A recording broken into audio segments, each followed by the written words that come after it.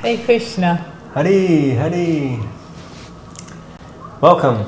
Here we are, just hovering above Tottenham Court Road, as you can see behind us. And we're going to continue our reading. We got stopped yesterday, so it was just literally a bite of Bhagavatam because we got rained on. So we're going to pick up where we left off. Where is that? Canto 2, Chapter 2, Text 5. So we'll start with the invocation. Om Namo Bhagavate Vasudevaya. Om Namo Bhagavate Vasudevaya. Om Namo Bhagavate Vasudevaya. The text 5, the chapter is The Lord in the Heart, text 5. Are there no torn clothes lying on the common road? Do the trees which exist for maintaining others no longer give alms in charity? Do the rivers being dried up no longer supply water to the thirsty? Are the caves of the mountains now closed? Or above all, does the Almighty Lord not protect the fully surrendered souls? Why then do the learned sages go to flatter those who are intoxicated by hard-earned wealth?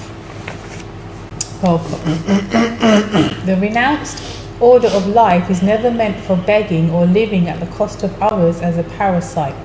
According to the dictionary, a parasite is a sycophant who lives at the cost of society without making any contribution to that society. The renounced order is meant for contributing something substantial to society and not depending on the earnings of the householders. On the contrary, accepting of alms from the householders by the bona fide mendicant is an opportunity afforded by the saint for the tangible benefit of the donor. In the Sanatana Dharma institution, alms given to the mendicant is part of a householder's duty, and it is advised in the scriptures that the householders should treat the mendicants as their family children and should provide them with food, clothing, etc. without being asked. Pseudo-mendicants, therefore, should not take advantage of the charitable disposition of the faithful householders. Oh, is that the end? Gotcha. The first duty of a person in the renounced order of life is to contribute some literary work for the benefit of the human being in order to give him realized direction toward self-realization. Among the other duties in the renounced order of life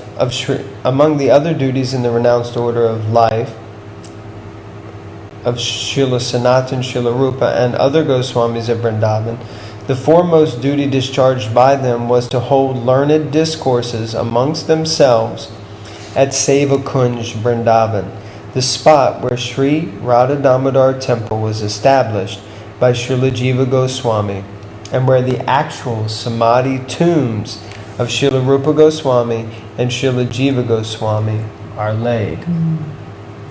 And that's where Prabhupada started the movement from, in one sense. For the benefit of all human society, they left behind them immense literatures of transcendental importance. Similarly, all the acharyas who voluntarily accepted the renounced order of life aimed at benefiting human society and not at living a comfortable or irresponsible life at the cost of others. However, those who cannot give any contribution should not go to the householders for food.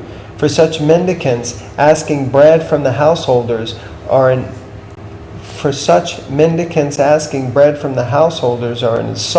insult to the highest order. Shukadeva Goswami gave this warning especially for those mendicants who adopt this line of profession to solve their economic problems. Such mendicants are in abundance in the age of Kali. When a man becomes a mendicant willfully or by circumstances, he must be of firm faith and conviction that the Supreme Lord is the maintainer of all living beings ever in the universe. Why then would he neglect the maintenance of a surrendered soul who is 100% engaged in the service of the Lord. A common master looks to the necessities of his servant, so how much more would the all-powerful, all-opulent Supreme Lord look after the necessities of life for a fully surrendered soul? Which is applicable to all ashrams. The general rule is that a mendicant devotee will accept a simple small loincloth without asking anyone to give it in charity. He simply salvages it from the rejected torn cloth thrown in the street. When he is hungry, he may go to a magnanimous tree which drops fruits, and when he is thirsty, he may drink water from the flowing river. He does not require to live in a comfortable house, but should find a cave in the hills, and not be afraid of jungle animals. But here we have jungle animals as well. Yeah, it's a different kind of jungle. Keeping faith in God, who lives in everyone's heart. The Lord may dictate to tigers and other jungle animals not to disturb his devotee. That's the end. Haridas Thakur, great devotee of Lord Sri Chaitanya, used to live in such a cave. And by chance, a great venomous snake was a co-partner of the cave.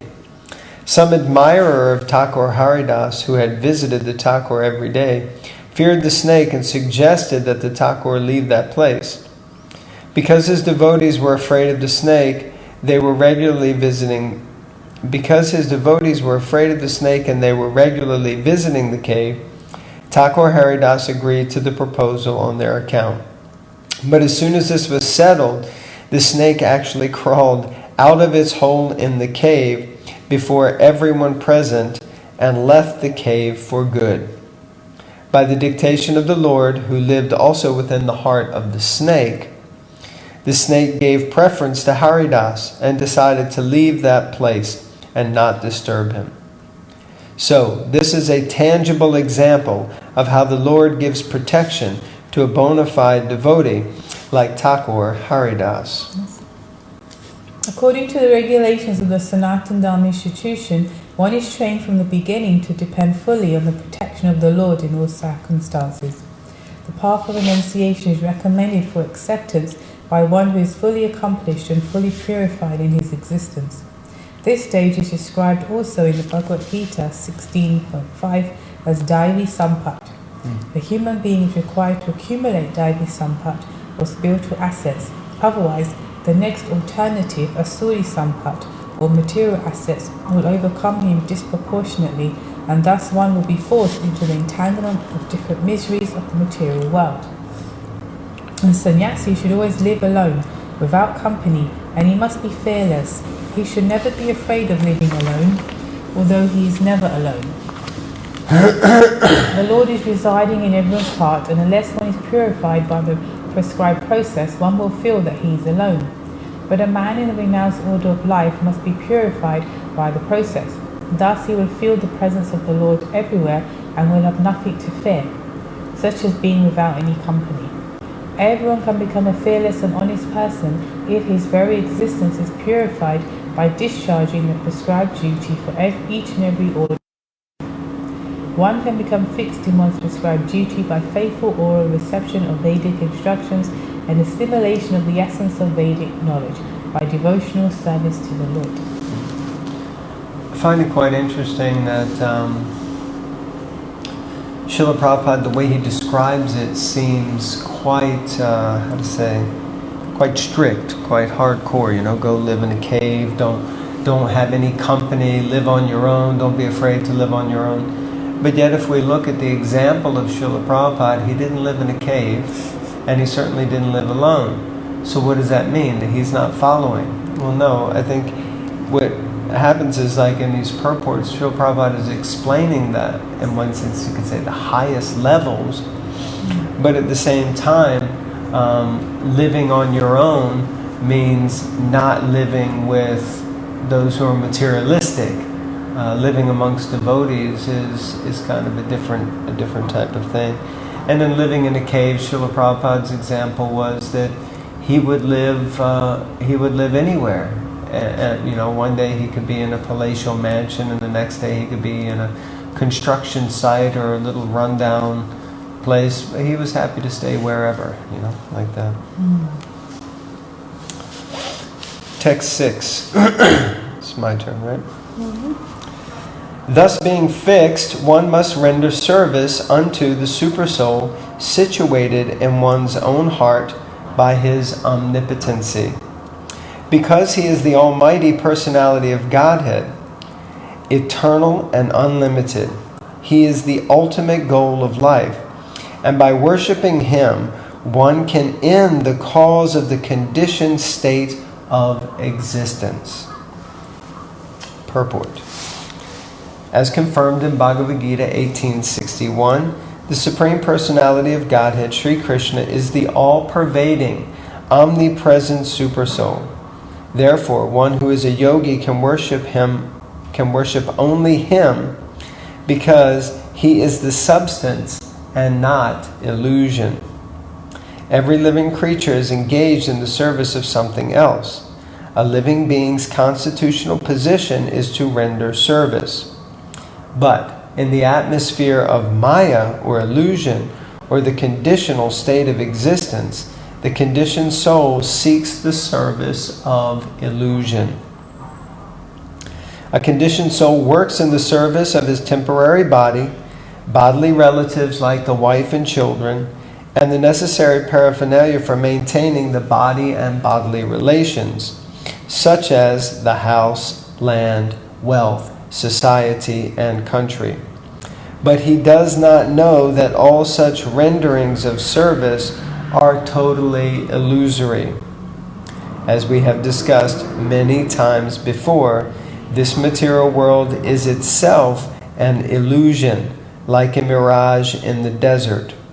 In the desert, there is an illusion of water, and the foolish animals become entrapped by such an illusion and run after water in the desert, although there is no water at all. But because there is no water in the desert, one does not conclude that there is no water at all. The intelligent person knows well that there is certainly water in the seas and oceans, but such vast reservoirs of water are far, far away from the desert. One should therefore search for water in the vicinity of seas and oceans and not in the desert. Every one of us is searching after real happiness in life, namely eternal life, eternal unlimited knowledge, and unending blissful life. But foolish people who have no knowledge of the substance search after the reality of life in the illusion. This material body does not endure eternally, and everything in relation with this temporary body, such as a wife, children, society, and country, also changes along with the change of body. This is called samsara, or repetition of birth, death, old age, and disease. We would like to find a solution for all these problems of life, but we do not know the way. Herein it is suggested that anyone who wants to make an end to these miseries of life, namely repetition of birth, death, disease, and old age, must take to this process of worshipping the Supreme Lord and not others, as it is also ultimately suggested in the Bhagavad Gita 18.6-5.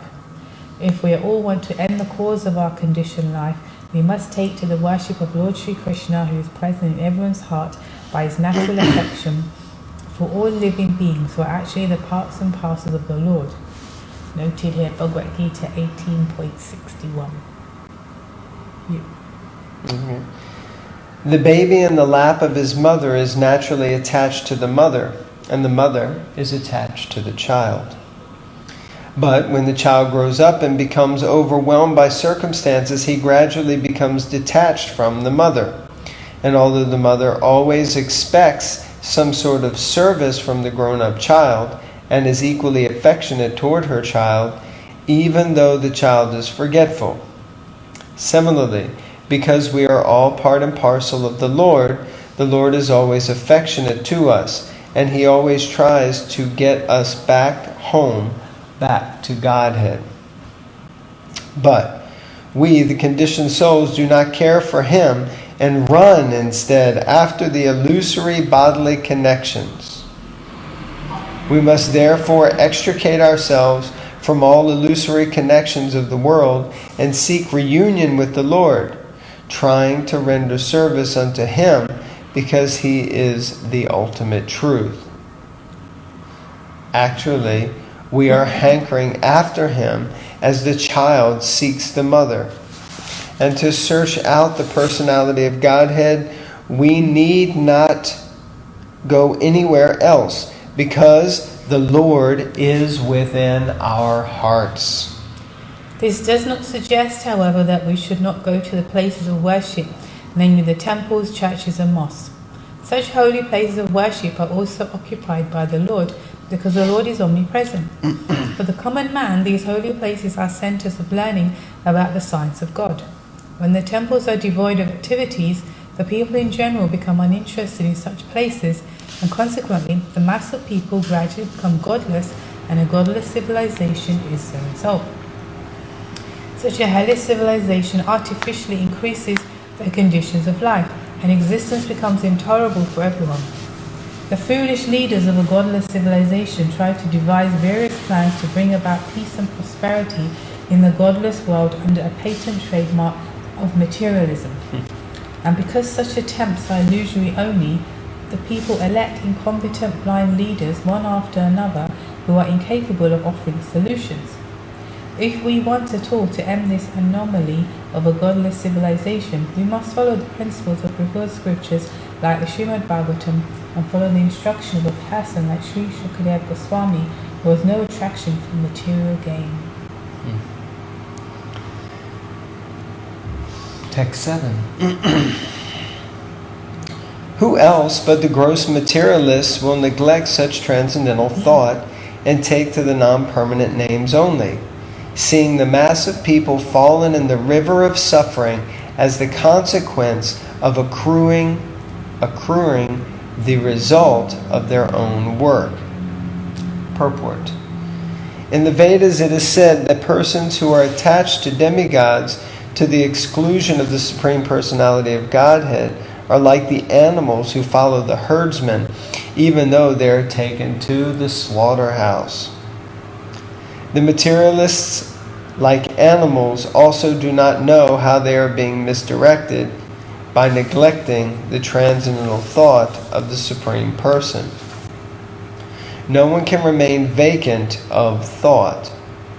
It is said that an idle brain is a devil's workshop, because a person who cannot think in the right way must think of something which may bring about disaster. The materialists are always worshipping some minor demigods, although this is condemned in Bhagavad Gita 7:20. As long as a person is illusioned by material gains, he petitions the respective demigods to draw some particular benefit which is, after all, illusory and non-permanent. The enlightened transcendentalist is not captivated by such illusory things. Therefore, he is always absorbed in the transcendental thought of the Supreme. In different stages of realization, namely Brahman, Paramatma, and Bhagavan, the enlightened transcendentalist is not captivated by such illusory things. Therefore, he is always absorbed in the transcendental thought of the Supreme in different stages of realization, namely Brahman, Paramatma, and Bhagavan. In the previous verse, it is suggested that one should think of the Supersoul, which is one step higher than the impersonal thought of Brahman, as it was suggested in the case of contemplating the Virat Rupa of the personality of Godhead. Intelligent persons who can see properly may look into the general conditions of the living entities who are wandering in the cycle of the 8,400,000 species of life, as well as in different classes of human beings. It is said that there is an everlasting belt of water called the river Vaitarani,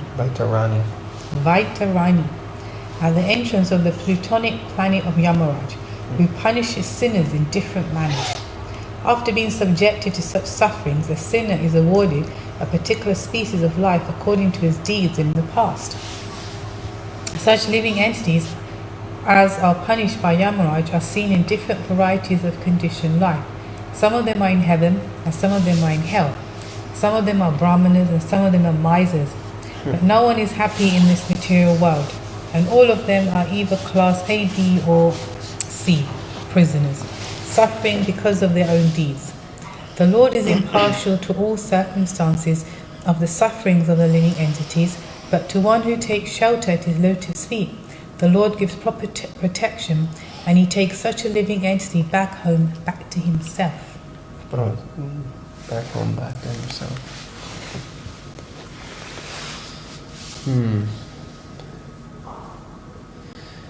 Yeah, nice explanation of the self-cause of suffering of the living entities. Basically, we do it to ourselves. There's no one else we can blame. We can blame others, but ultimately we're to blame. Any thoughts on that? Yeah, well, we make choices. You know, whatever cards you're dealt, you still have a fresh pack of choices almost, you know? Whatever the situation is, so you can become bitter and take revenge, or you can just say, okay, turn my lemons into lemonade. Well, there you go, folks. I mean, what more spiritual good advice do you need? Make lemonade. If life gives you lemons, make lemonade. Okay, so we're up to text number 8. Others conceive of the personality of Godhead residing within the body in the region of the heart and measuring only 8 inches, with 4 hands, carrying a lotus, a wheel of a chariot, a conch shell, and a club, respectively. 8 inches, that's still pretty high. Purport. The all-pervading personality of Godhead resides as Paramatma in the heart of each and every living entity. The measurement of the localized personality of Godhead is estimated to expand from the ring finger to the end of the thumb.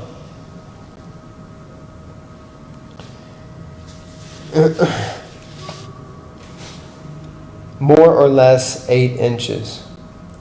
The form of the Lord described in this verse, with distribution of different symbols beginning from the lower right hand and up and down to the lower left hand, with lotus, wheel of a chariot, conch shell, and club, respectively, is called Janardana, or the plenary portion of the Lord who controls the general mass. Interesting. General mass of people, no? Yeah. Yeah. There are many other forms of the Lord with varied situations of the symbols of lotus, conch shell, etc. And they are differently known as Purushottam, Achyuta, Narasimha, Trivikram, Rishikesh, Keshava, Madhava, Aniruddha, Pradyumna, Sankarshan, Sridhar, Vasudev, Damodar, Janardana, Narayan, Hari, Padmanabha, Vamana, Madhusudana, Govinda, Krishna, Vishnu Murti, Adhokshaja, and Upendra. These 24 forms of the localized personality of Godhead are worshipped in different parts of the planetary system. And in each system, there is an incarnation of the Lord having a different Vaikuntha planet in the spiritual sky, which is called the Paravyoma. There are many other hundreds and scores of different forms of the Lord, and each and every one of them has a particular planet in the spiritual sky, of which this material sky is only a fragmental offshoot. The Lord exists as Purusha, or the male enjoyer, although there is no comparing him to any male form in the material world. But all such forms are Advaita, non-different from one another, and each of them is eternally young. The young Lord with 4 hands is nicely decorated, as described below. Text 9. His mouth expresses his happiness, his eyes spread like the petals of a lotus, and his garments yellowish like the saffron of a kadamba flower are bedecked with valuable jewels. His ornaments are all made of gold set with jewels, and he wears a glowing headdress and earrings. Text 10. His lotus feet are placed over the wells of the lotus-like hearts of great mystics. On his chest is a Kaustubha jewel, engraved with a beautiful calf, and there are other jewels on his shoulders. His complete torso is garlanded with fresh flowers. Purport. The ornaments, flowers, clothing, and all the other decorations on the transcendental body of the personality of Godhead are identical with the body of the Lord. None of them are made of material ingredients, otherwise there would be no chance of their decorating the body of the Lord. As such, in the Paravyoma spiritual varieties are also distinguished from the material variegatedness.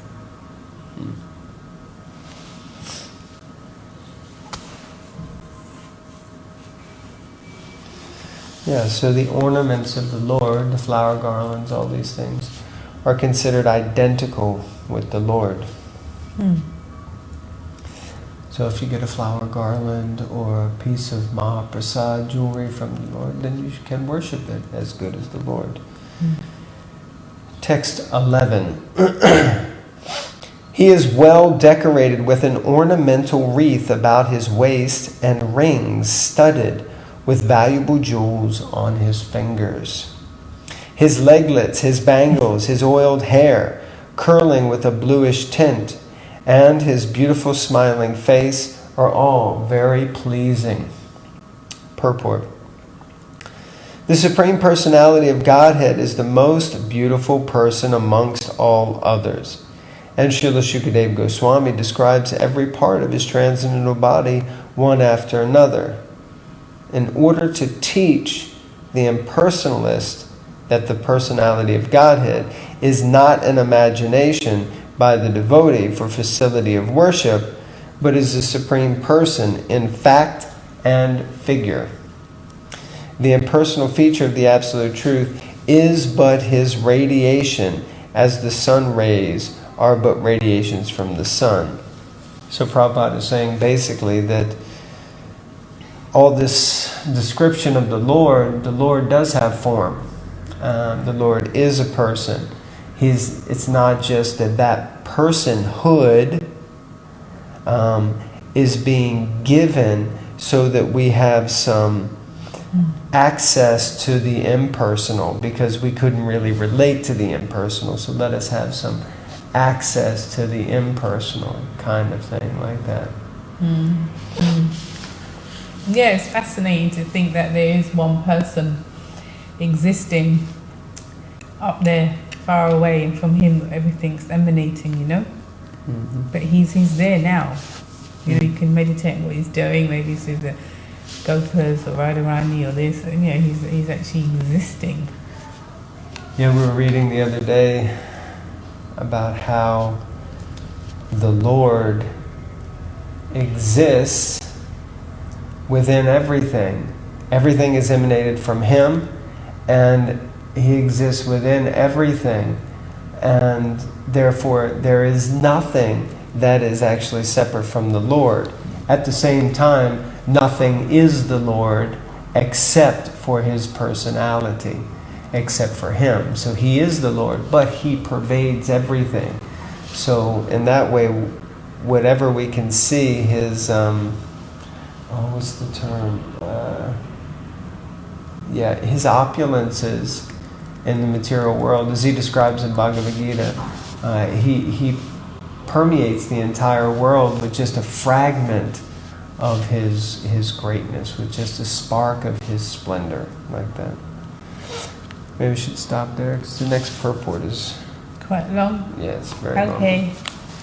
All right, so we'll pick up next time with text number 12. Thank you all very much for tuning in. Hare Krishna. Hare Krishna. Grantaraj Srimad Bhagavatam Ki. Hi. And don't forget, we have these very special Bhagavatams. This is 2-1. Srila Prabhupada instructed that Sri Sri Radhanandanishwara should be on the front of the second canto, part 1. That's what we're reading from at the moment. And last year, for the 50th anniversary year, we managed to get Radhanandanishwara back on the front of this amazing book. So it's a special edition. We have this one, and we also have a very special golden anniversary one. So if anyone is interested in getting some of these books, then you can get in touch with us. Hare Krishna. Thank you very much.